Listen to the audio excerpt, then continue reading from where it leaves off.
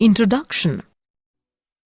Students, in the previous part we have learnt the isomerism and fundamental concepts used in the organic reaction mechanism, and today we learn the methods of purification of organic compounds. Some of the methods are sublimation, chromatography, distillation, etc. Teacher, what is sublimation? Sublimation is the process in which solid directly converts to vapor state without passing through liquid state upon heating. Now, can anybody tell me what is chromatography? Teacher, chromatography is a technique used to separate and analyze a mixture of chemicals. Very good, Aryan. Now we'll study the processes of purifications in detail. In this lesson, you will learn purification of organic compounds, qualitative and quantitative analysis of organic compounds. Objectives. At the end of this lesson, you will be able to describe methods of purification of organic compounds, explain qualitative analysis of organic compounds, describe quantitative analysis.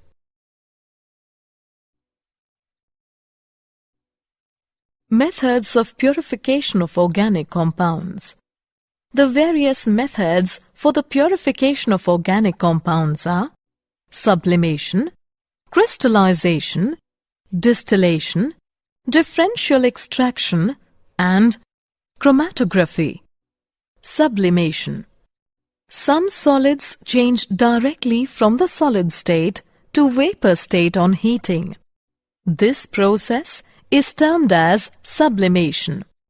It is used to separate sublimable organic compounds from non-sublimable compounds. The impure organic compound is heated in a dish covered with perforated asbestos sheet over which an inverted funnel is placed. The stem of the funnel is filled with cotton, and on heating, the part of the solid which sublimes passes through the holes in the asbestos sheet and condense on the cooler walls of the funnel. The non-sublime impurity. Crystallization. It is the most common way of purification of organic solids. It is based on the difference in the solubility of the organic compound and the solvent in which the organic compound is mixed. The impure substance is in powder form and then heated with the solvent in a flask. The amount of solvent should be just sufficient to dissolve the substance on heating.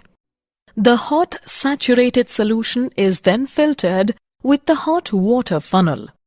The hot water circulated in the outer funnel keeps the solution hot, and crystals cannot be formed in the funnel itself.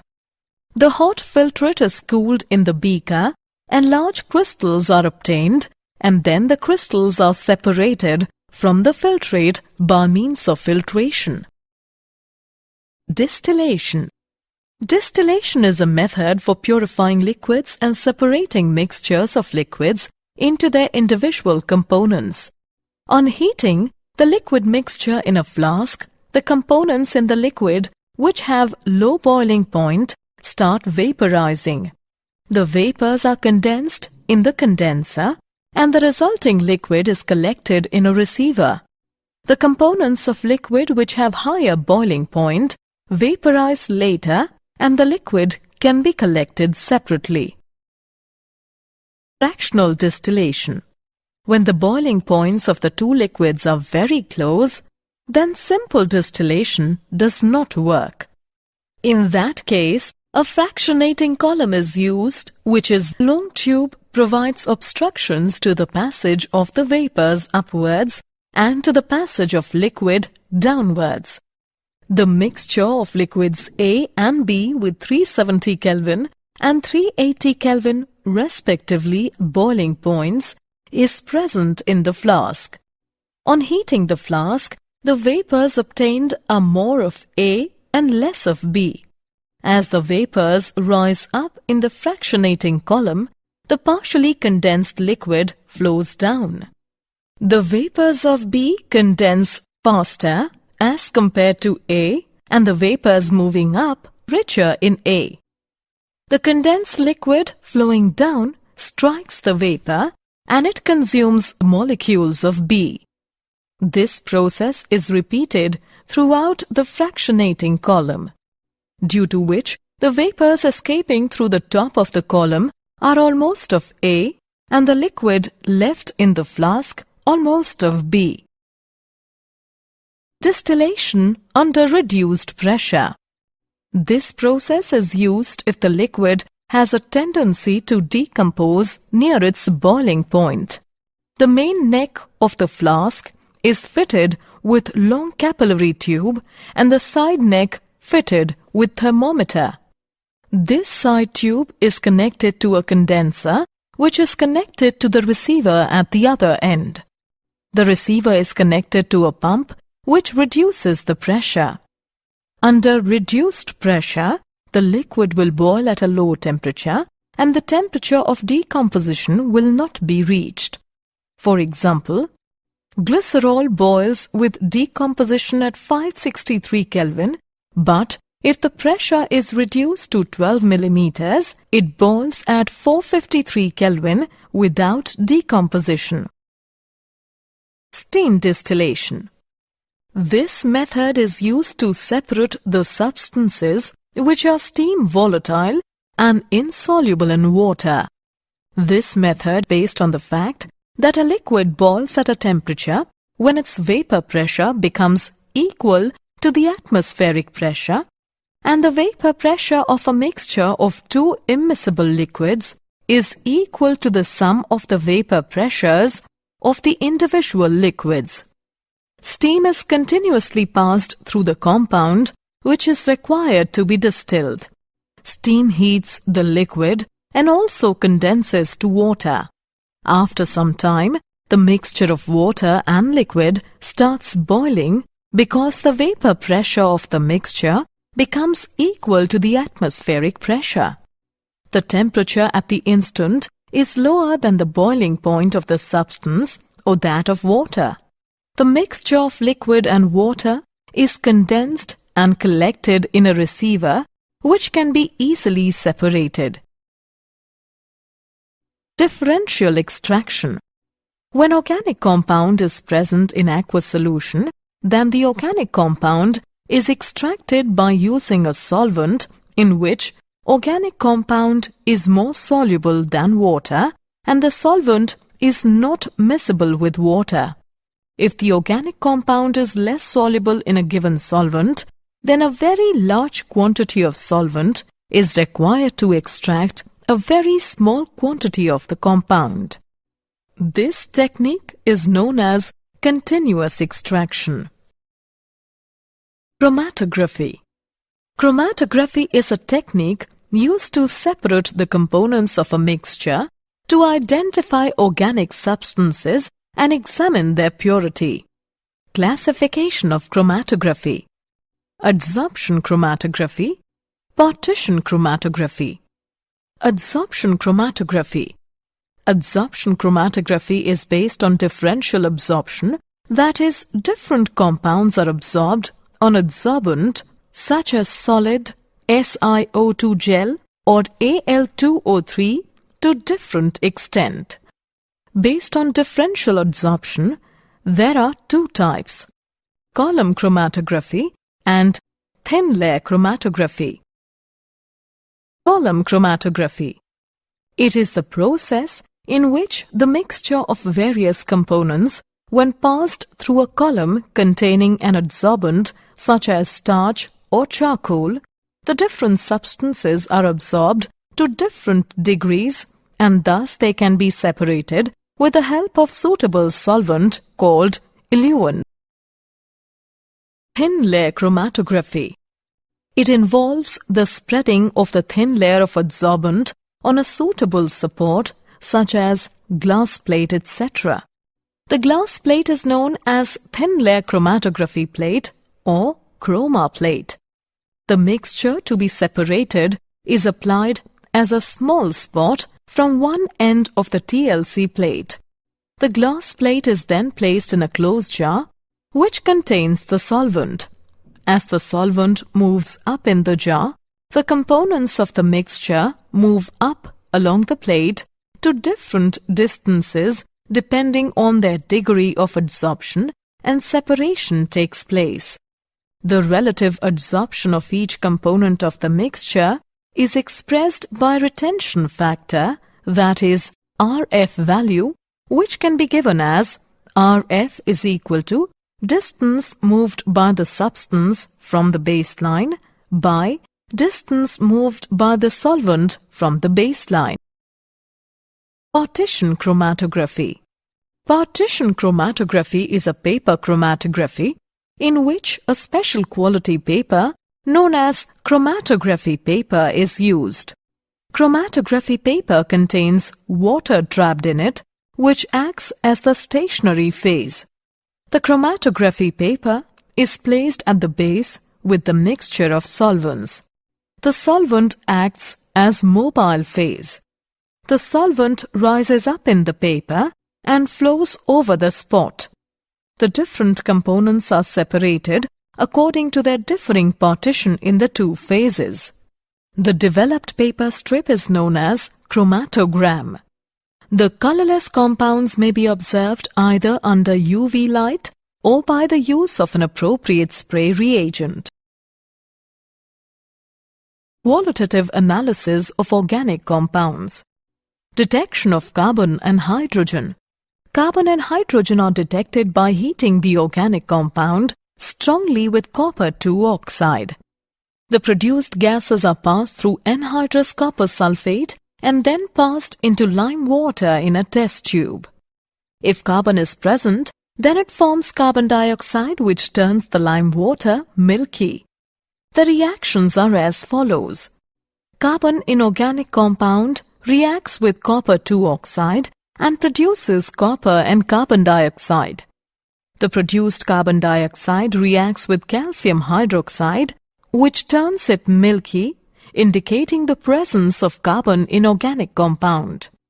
If hydrogen is present in the organic compound, then it forms water vapor, which passed over copper anhydrous sulfate turns it blue by forming CuSO4 5H2O.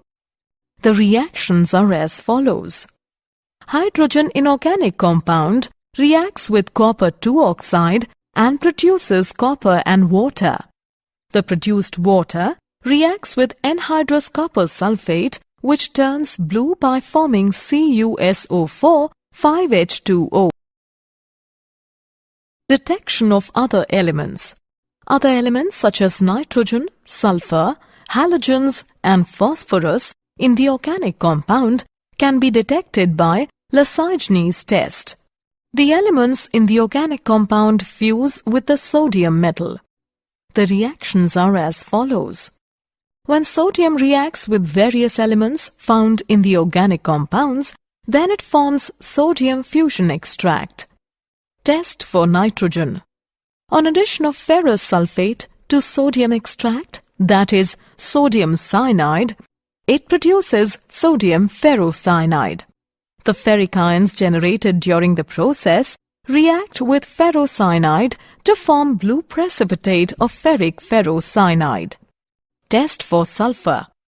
If sulfur is present in the organic compound, then it can be identified by the reaction of sodium fusion, that is sodium sulfide Na2S with sodium nitroprusside. Then, violet color indicates the presence of sulfur. Test for halogens. The presence of halogens is tested by acidifying a portion of sodium extract, that is NaX, with dilute nitric acid and adding silver nitrate.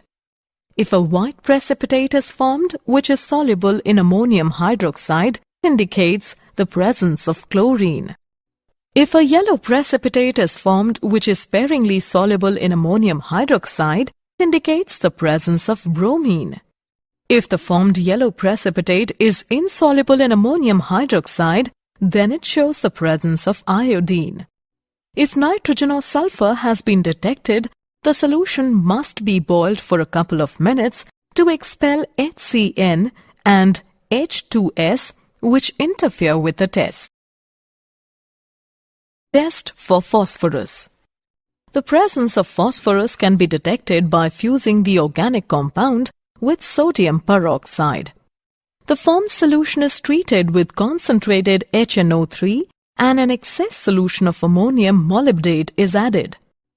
A yellow precipitate indicates the presence of phosphorus. Quantitative analysis. Carbon and hydrogen. A sample of organic compound is heated to 700 degrees Celsius in a steam of pure dry oxygen and in the presence of copper-2 oxide. The hydrogen is oxidized to water and carbon to carbon dioxide. The amount of water produced is determined by passing it through anhydrous calcium chloride, and carbon dioxide is determined by passing it through solution of potassium hydroxide. The mass of hydrogen present in sample of organic compound will be 1/9, the increase in mass of the calcium chloride, and the mass of carbon will be 3/11, the increase in mass of the potassium hydroxide. Nitrogen. There are two ways for estimation of nitrogen: Dumas method and Geldel's method. Dumas method. A known mass of organic compound is heated with copper oxide in the atmosphere of carbon dioxide. Under these conditions, carbon and hydrogen are oxidized to carbon dioxide and water respectively, and nitrogen is set free. If any oxide of nitrogen is formed, it is reduced back to nitrogen by hot reduced copper. The gases produced are passed from potassium hydroxide solution through furnace. Potassium hydroxide absorbs carbon dioxide and nitrogen is collected in the upper portion of the tube.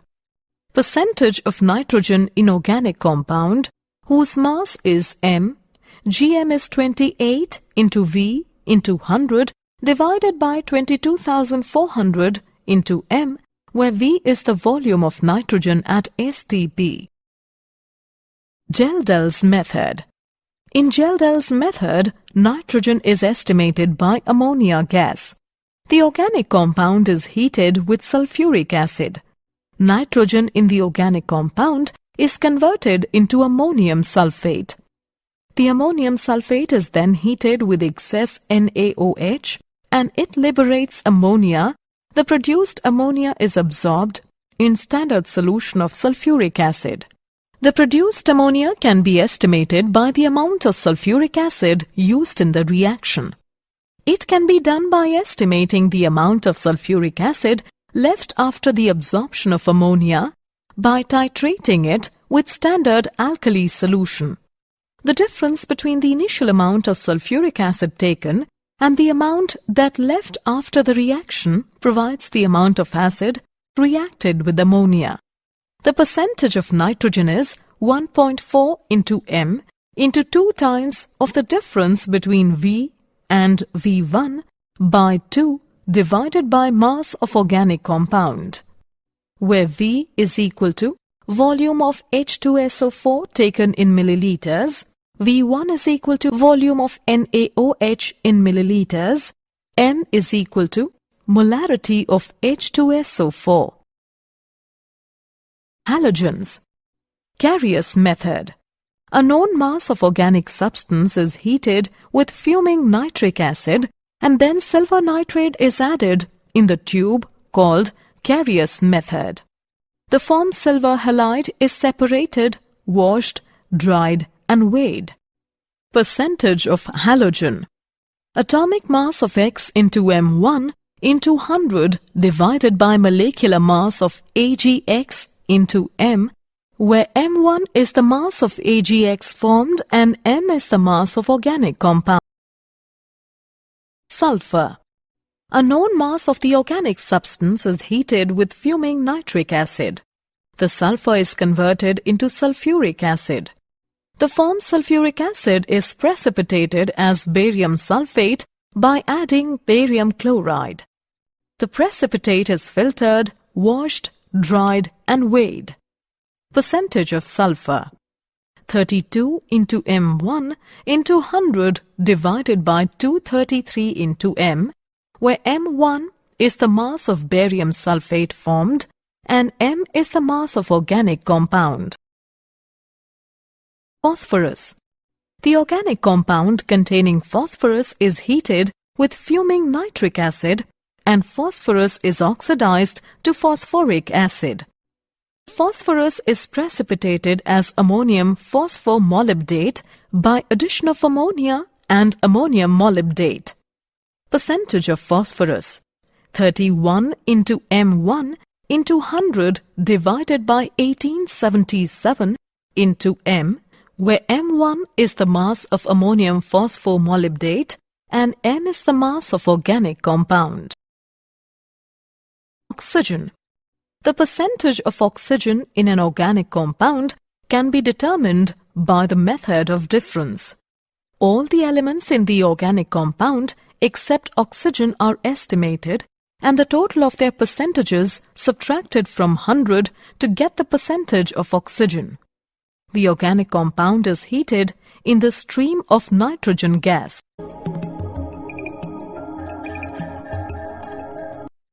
The formed mixture of gases is passed through red-hot coke and oxygen gas is converted into carbon monoxide.